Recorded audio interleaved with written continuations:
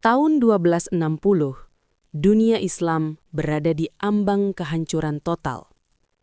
Dari timur, datang pasukan yang tidak pernah kalah, Mongol. Mereka bukan sekadar menaklukkan, mereka menghapus peradaban dari peta. Baghdad telah jatuh. Jutaan manusia terbunuh. Sungai berubah merah oleh darah. Kota-kota besar hancur seperti debu. Tidak ada yang mampu menghentikan mereka. Tidak ada yang berani melawan. Semua orang yakin ini adalah akhir. Namun, di tengah keputusasaan, muncul satu kekuatan tak terduga.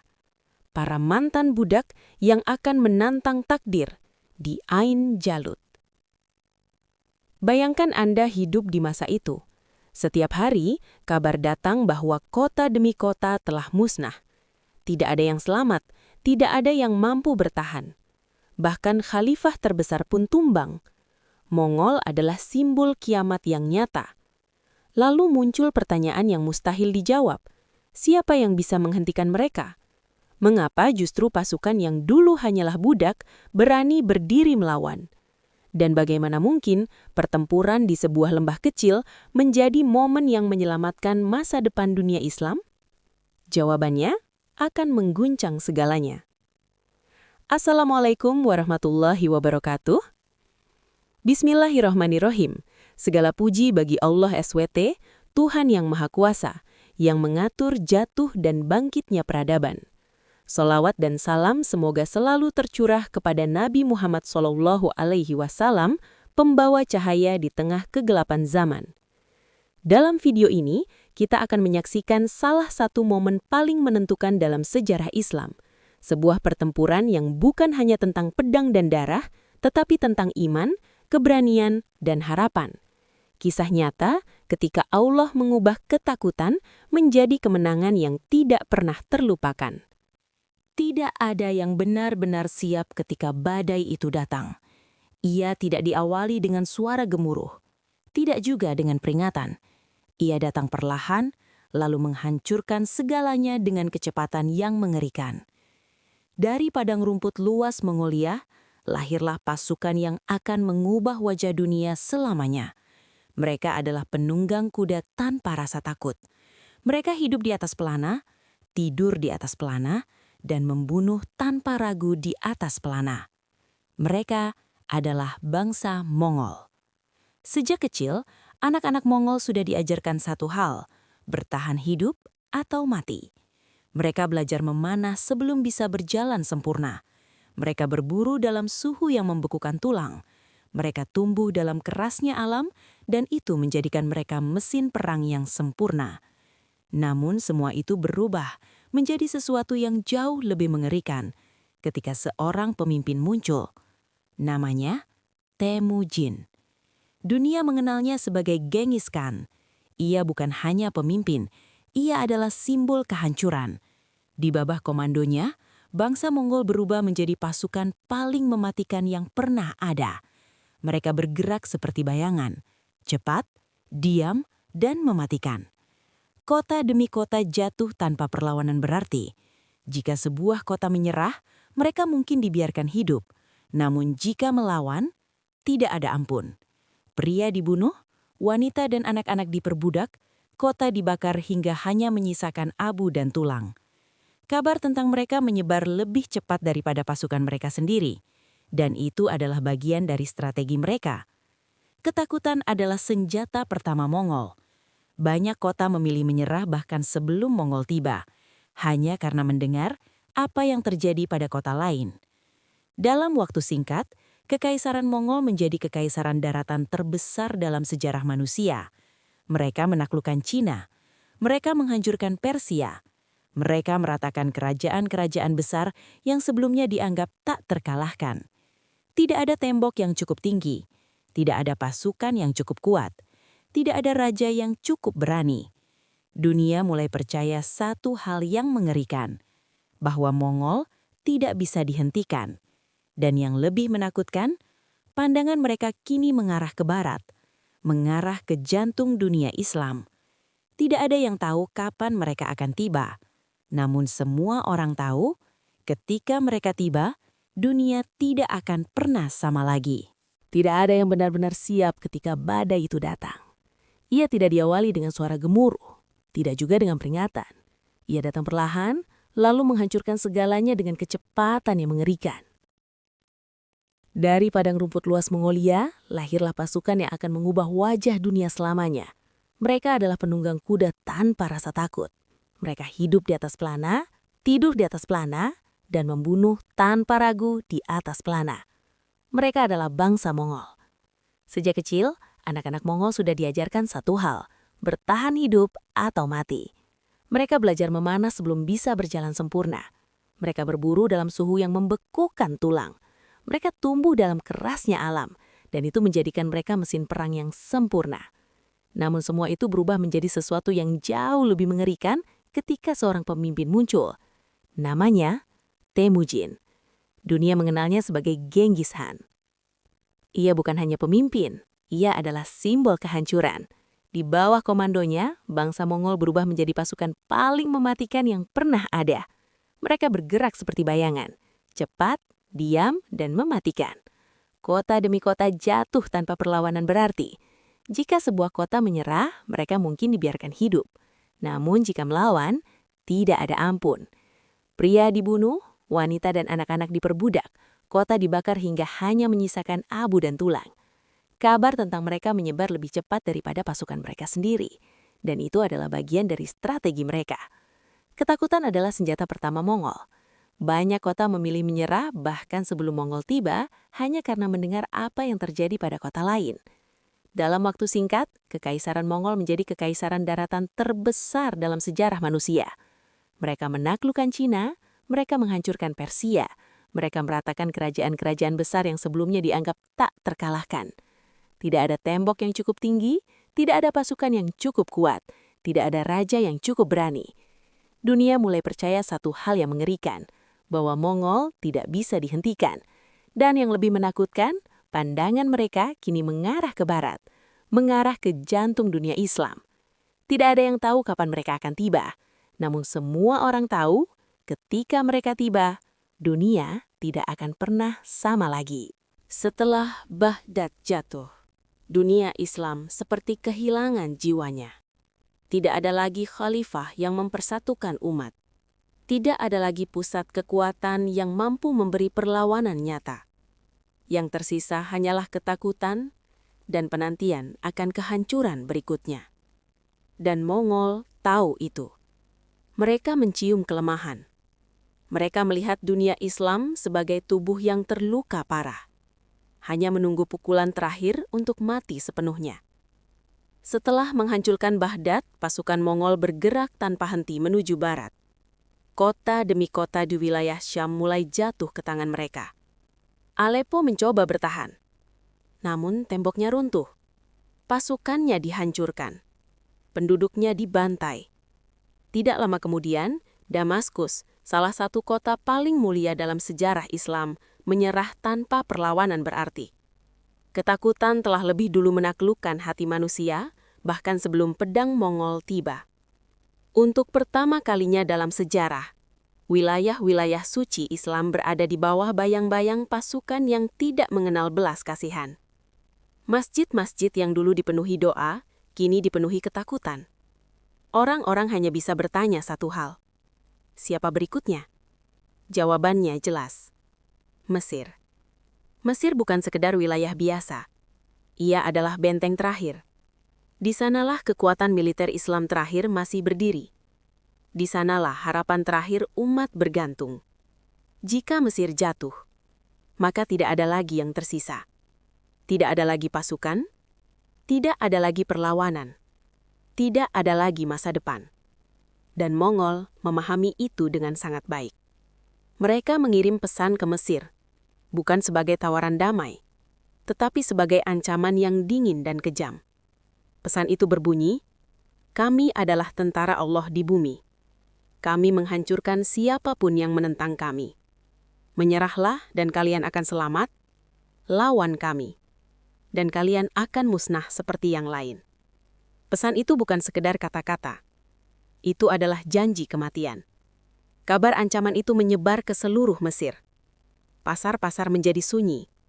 Wajah-wajah dipenuhi kecemasan. Semua orang telah mendengar apa yang terjadi pada Baghdad, pada Aleppo, pada Damaskus. Mereka tahu Mongol tidak pernah menggertak. Mereka selalu menepati ancaman mereka. Untuk pertama kalinya, umat Islam di Mesir menghadapi kenyataan yang mengerikan. Mereka bukan hanya menghadapi kekalahan. Mereka menghadapi kemungkinan kepunahan. Dan di tengah ketakutan itu, semua mata kini tertuju pada satu kelompok. Satu pasukan. Satu harapan terakhir. Mereka adalah para Mamluk. Dan apa yang akan mereka lakukan akan menentukan nasib dunia Islam selamanya. Di saat dunia Islam berada di ambang kehancuran, harapan terakhir justru berada di tangan kelompok yang paling tidak terduga. Mereka bukan keturunan bangsawan. Mereka bukan putra mahkota.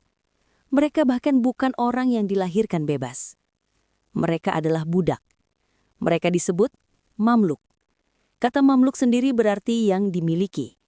Mereka dibeli saat masih anak-anak, jauh dari tanah kelahiran mereka. Banyak dari mereka berasal dari wilayah Asia Tengah, Turki, dan Kaukasus. Mereka dipisahkan dari keluarga mereka, dibawa melintasi gurun, dan dijual di pasar-pasar budak. Bagi kebanyakan orang, itu adalah akhir dari segalanya. Namun bagi para Mamluk, itu adalah awal dari takdir yang luar biasa. Karena mereka tidak diperlakukan seperti budak biasa. Mereka dilatih, tanpa ampun, tanpa henti. Sejak fajar hingga malam, hidup mereka diisi dengan latihan perang. Mereka belajar menunggang kuda dengan kecepatan penuh, memanah dengan akurasi mematikan, dan bertarung dengan pedang hingga tubuh mereka dipenuhi luka. Rasa sakit menjadi teman mereka.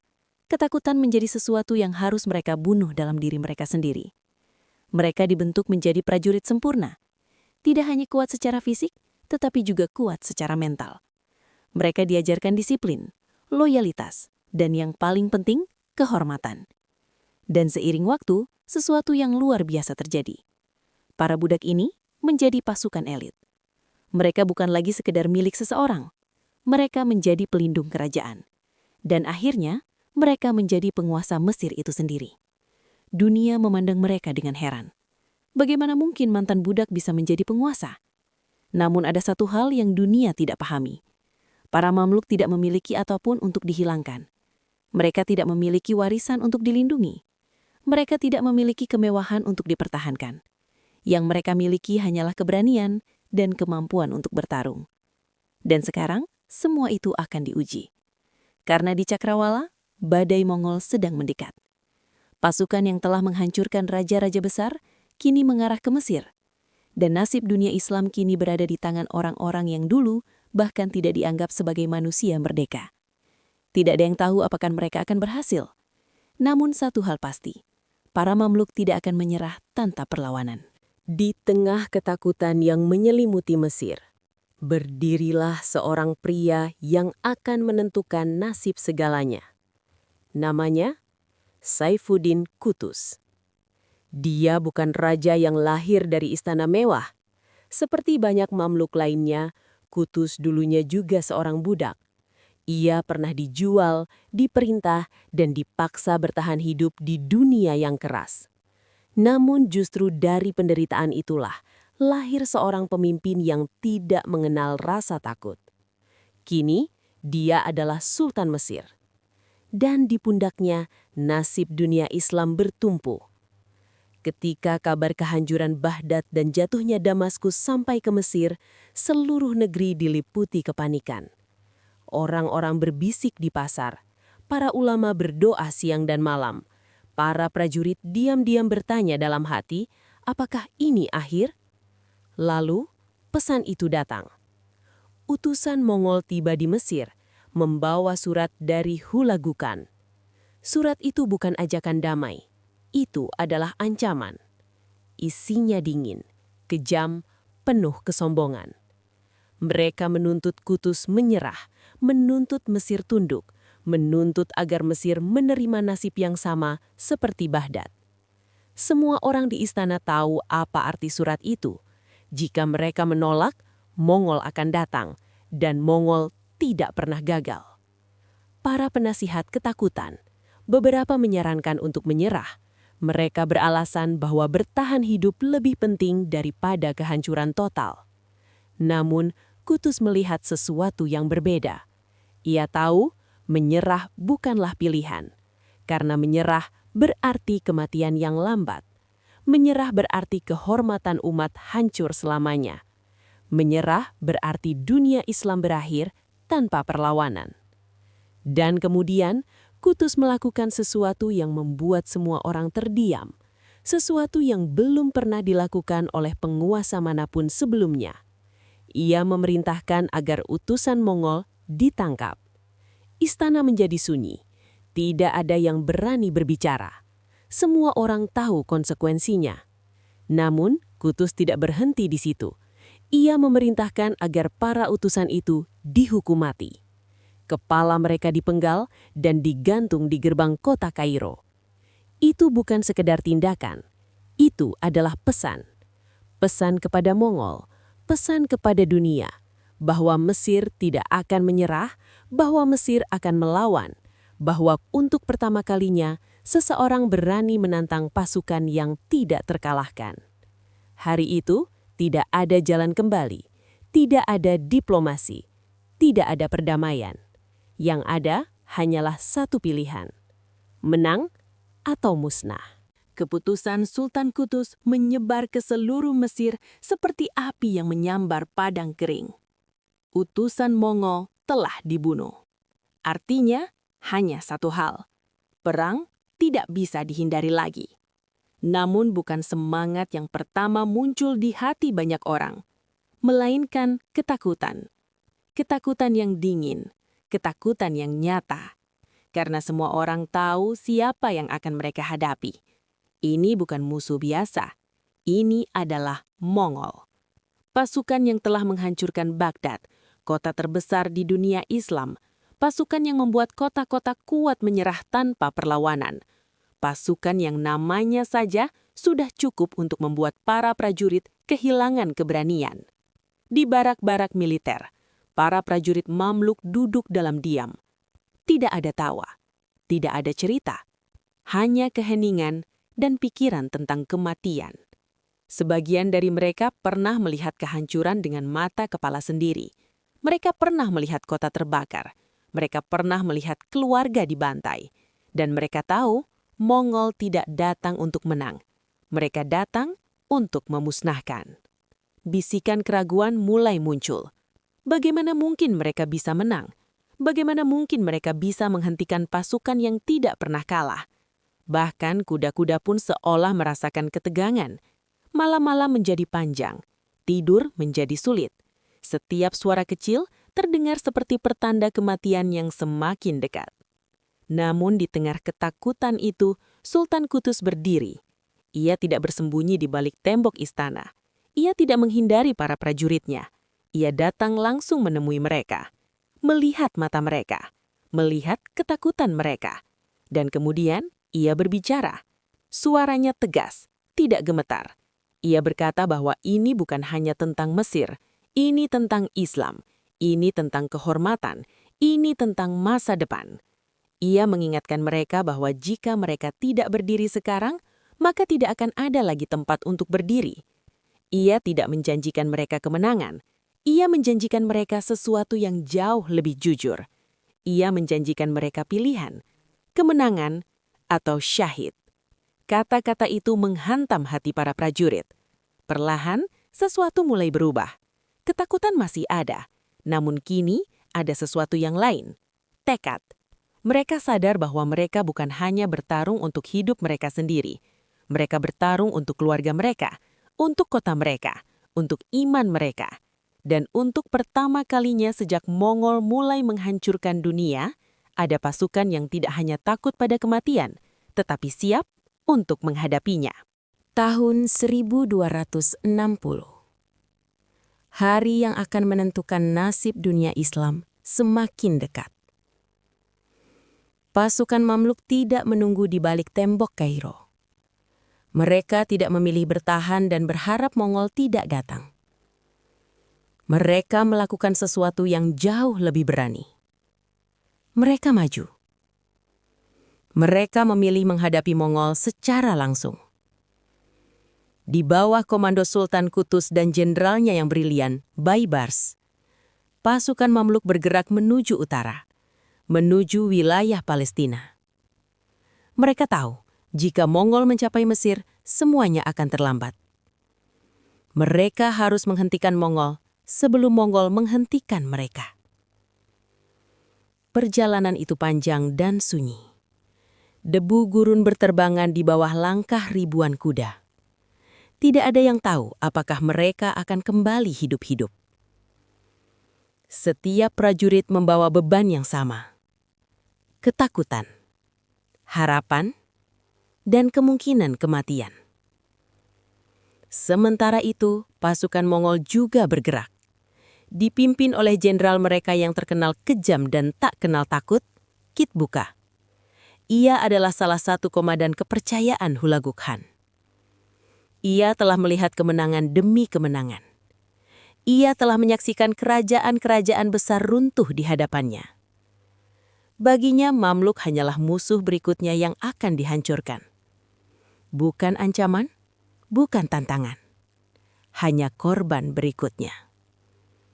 Dan akhirnya, kedua pasukan itu saling mendekat. Mereka bertemu di sebuah tempat bernama Ain Jalut. Sebuah lembah yang sunyi. Dikelilingi perbukitan, tempat yang tampak biasa. Namun hari itu, tempat itu akan menjadi saksi salah satu pertempuran paling menentukan dalam sejarah. Pagi itu, udara terasa berat. Tidak ada suara burung, tidak ada angin. Seolah alam sendiri menahan nafas. Di satu sisi, berdiri pasukan Mongol, penunggang kuda yang telah menaklukkan dunia. Wajah mereka dingin, mata mereka tajam. Mereka tidak mengenal rasa takut.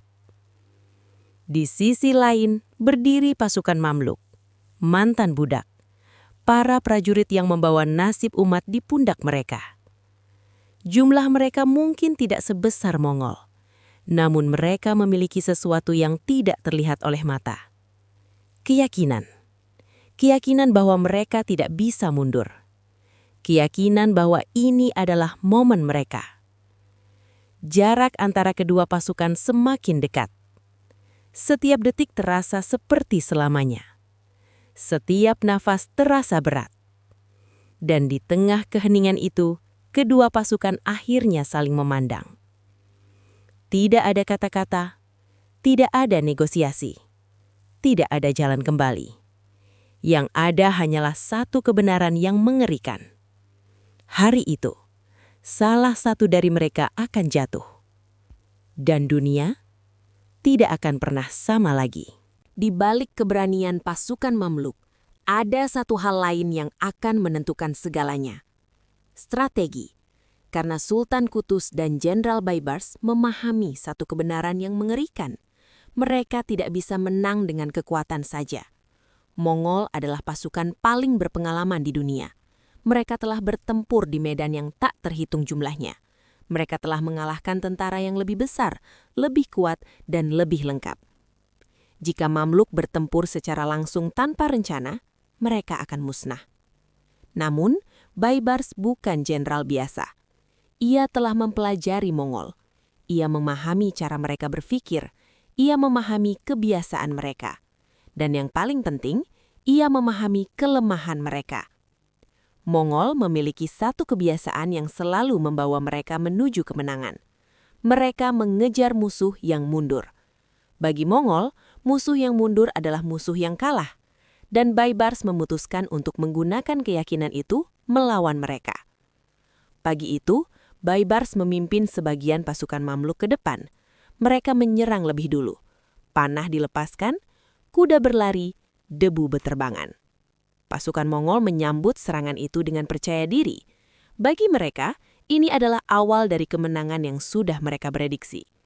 Namun kemudian, Baibars memerintahkan sesuatu yang mengejutkan. Ia memerintahkan pasukannya untuk mundur.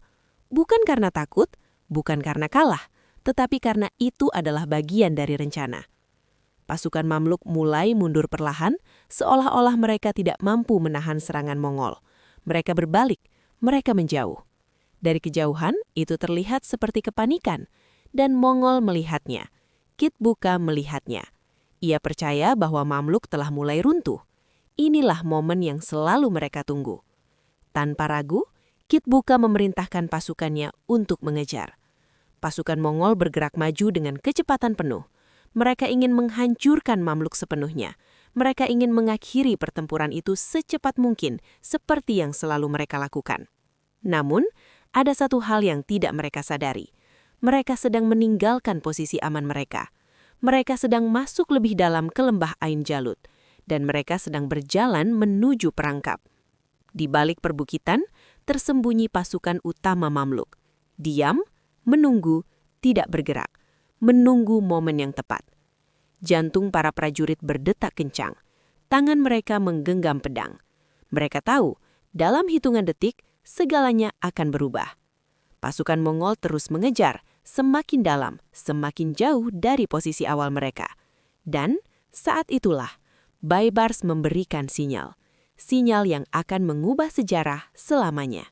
Dan kemudian, momen itu tiba. Sinyal diberikan. Dalam sekejap, keheningan lembah Ain Jalut berubah menjadi ledakan kekacauan. Dari balik perbukitan, pasukan utama Mamluk muncul. Bukan puluhan, bukan ratusan, tetapi ribuan prajurit berkuda meluncur turun seperti badai yang dilepaskan dari langit. Teriakan perang menggema di seluruh lembah. Allahu Akbar, Allahu Akbar. Suara itu bukan sekedar teriakan, itu adalah ledakan keberanian yang selama ini tertahan. Pasukan Mongol yang sedang mengejar tiba-tiba menyadari sesuatu yang mengerikan. Mereka tidak sedang menang, mereka sedang dikepung. Dari depan, pasukan Baibars berbalik dan menyerang. Dari samping, pasukan tersembunyi menyerbu tanpa ampun. Dari belakang, jalur mundur mereka mulai tertutup. Untuk pertama kalinya, Mongol terjebak. Kitbuka segera menyadari jebakan itu. Ia mencoba mengendalikan situasi.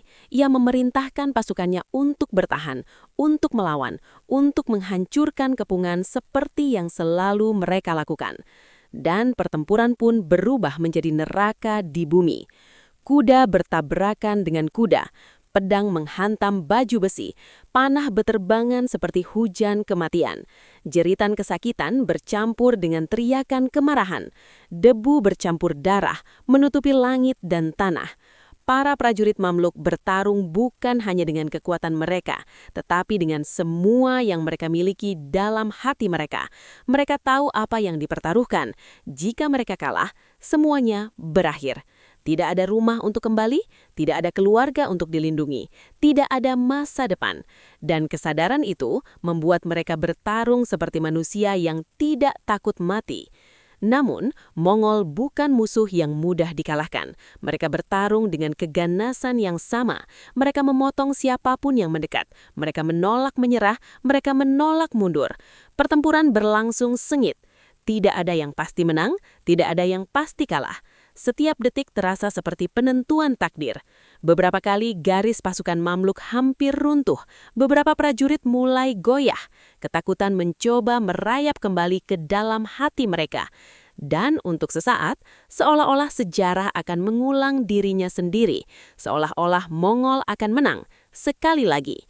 Namun saat itulah, sesuatu yang tidak terduga terjadi. Sesuatu yang akan mengubah arah pertempuran selamanya. Sultan Qutus sendiri maju ke garis depan.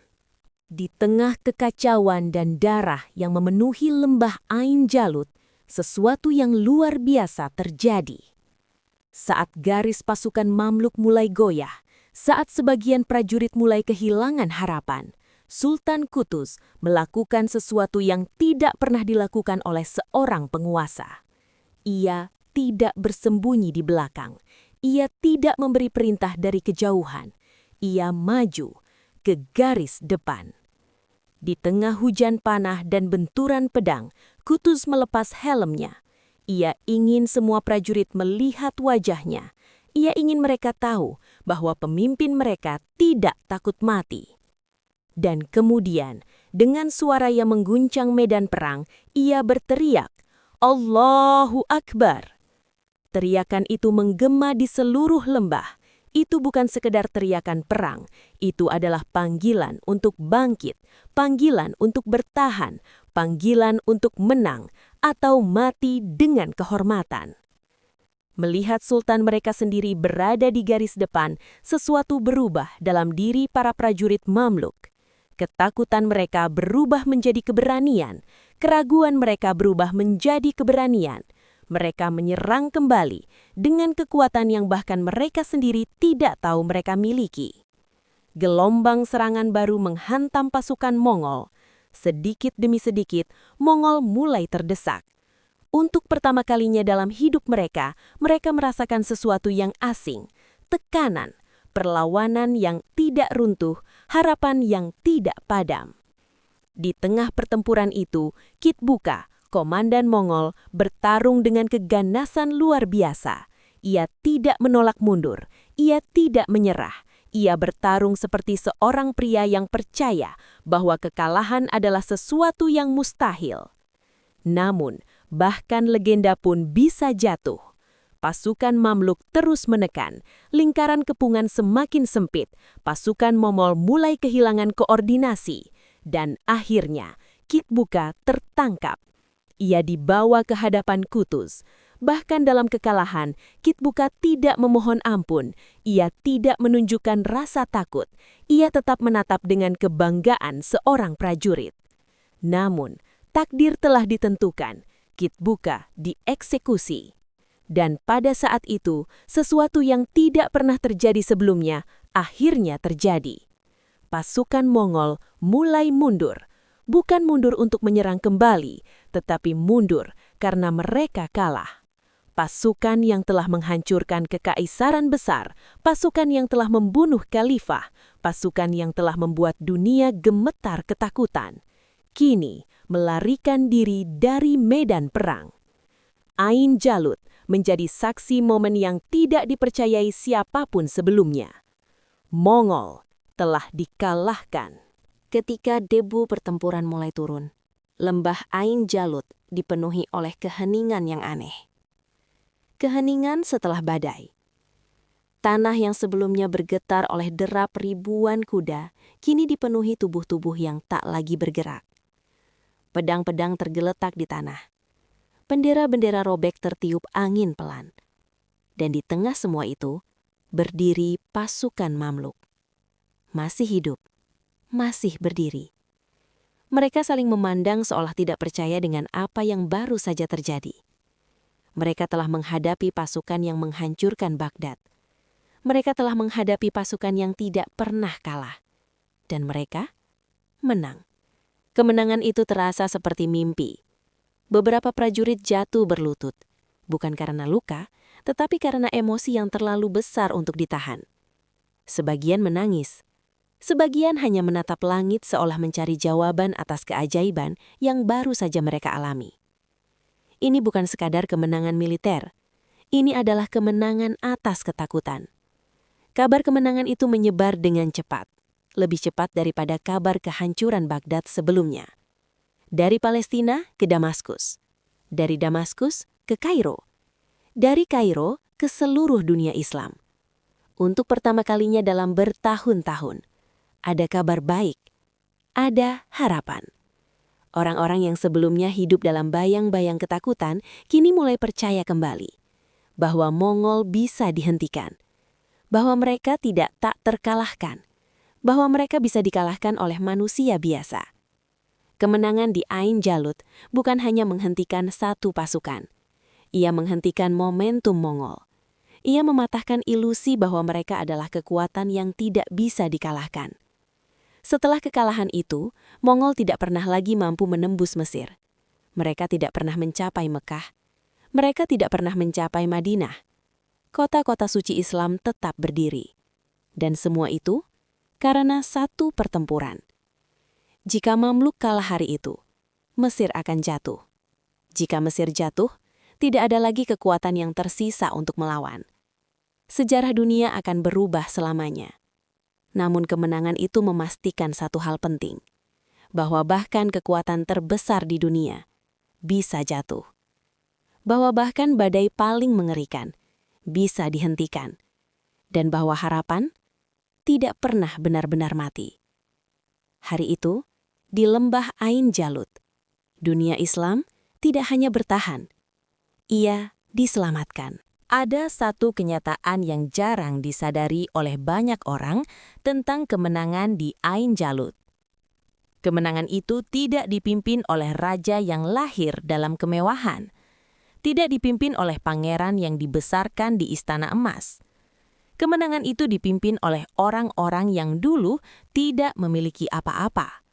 Para budak, para mamluk, orang-orang yang dulunya dirantai, dijual, dan dipaksa meninggalkan keluarga mereka. Orang-orang yang pernah merasakan pahitnya kehilangan kebebasan. Orang-orang yang dunia anggap tidak penting. Namun justru dari penderitaan itu lahir kekuatan yang luar biasa. Karena mereka tahu bagaimana rasanya kehilangan segalanya.